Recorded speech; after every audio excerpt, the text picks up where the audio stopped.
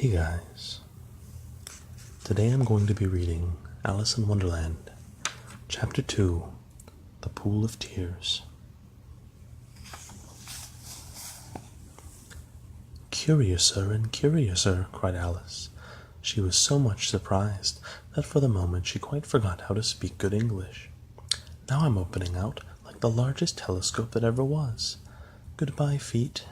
For when she looked down at her feet, they seemed to be almost out of sight, they were getting so far off.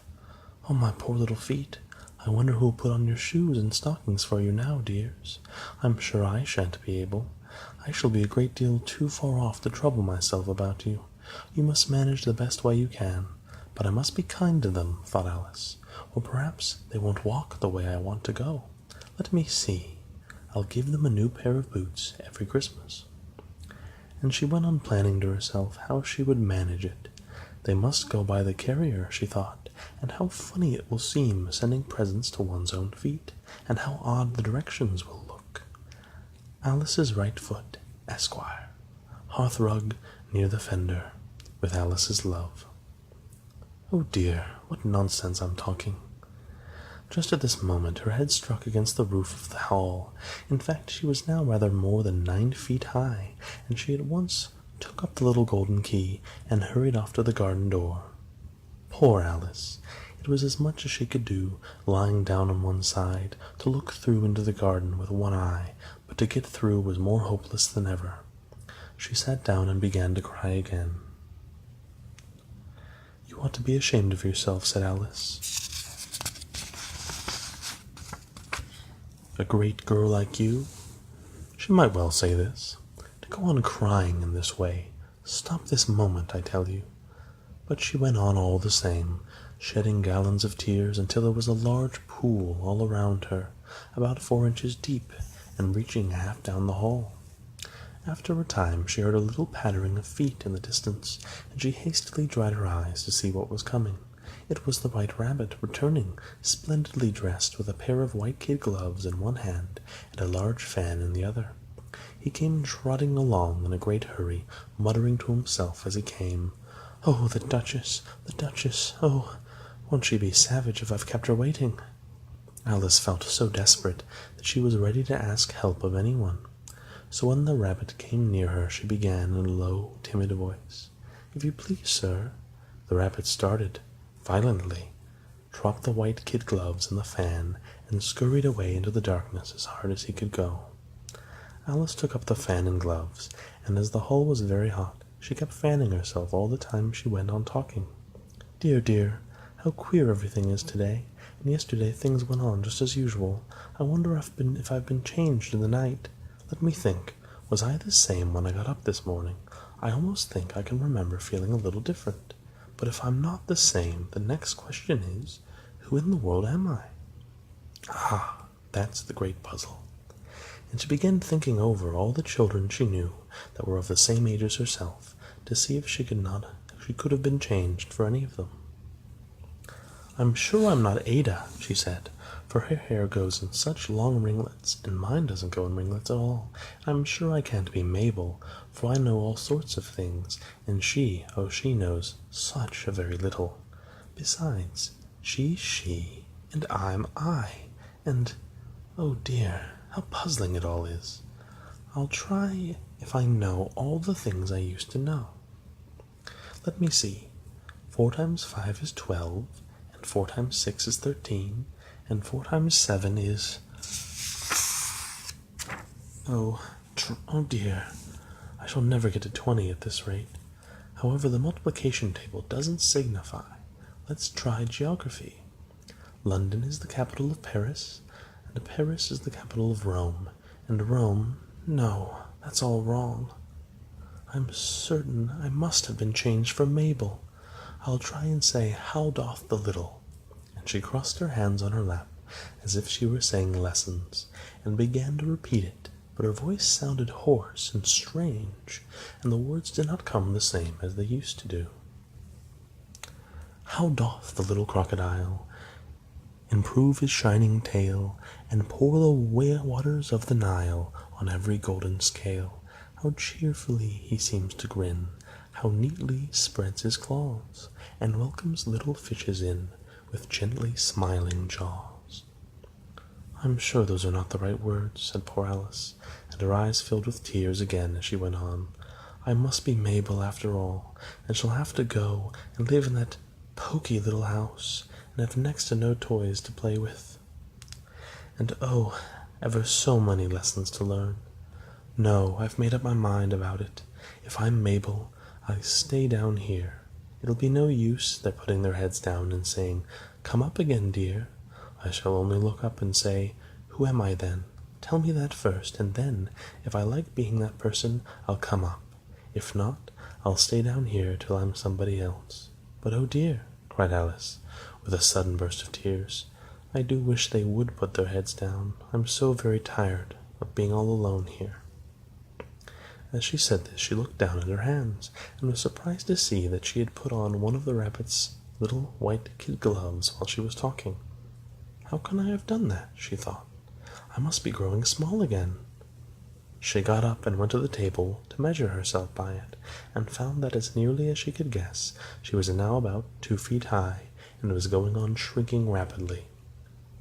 She soon found out that the cause of this was the fan she was holding, and she dropped it hastily just in time to save herself from shrinking away altogether.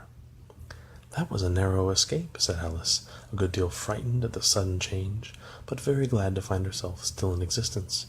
And now for the garden! And she ran with all speed back to the little door, but alas, the little door was shut again, and the little golden key was lying on the glass table as before, and things are worse than ever, thought the poor child, for I never was so small as this before, never, and I declare it's too bad that it is. And she said these words, her foot slipped, and in another moment, splash, she was up to her chin in salt water. Her first idea was that she had somehow fallen into the sea, and in that case I can go back by railway, she said to herself. Alice had been to the seaside once in her life, and had come to the general conclusion that, wherever you go to on the English coast, you find a number of bathing machines in the sea, some children digging in the sand with wooden spades, then a row of lodging houses, and behind them a railway station. However, she soon made out that she was in the pool of tears which she had wept when she was 9 feet high.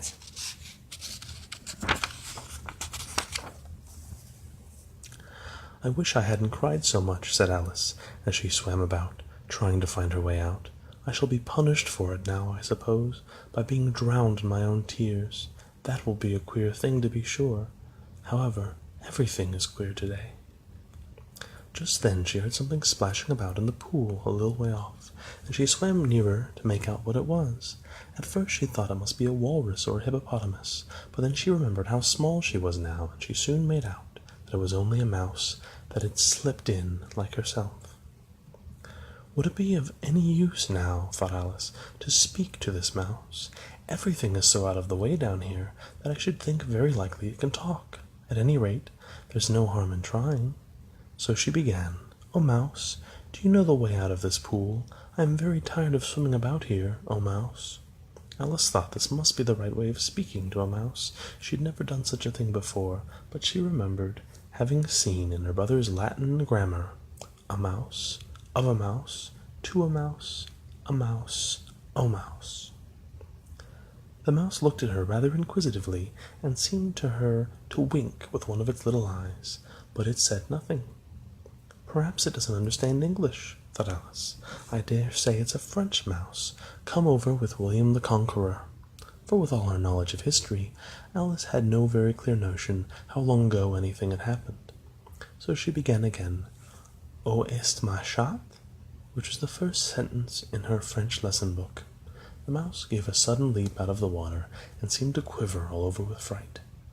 "Oh, I beg your pardon," cried Alice hastily, afraid that she had hurt the poor animal's feelings. "I quite forgot. You didn't like cats."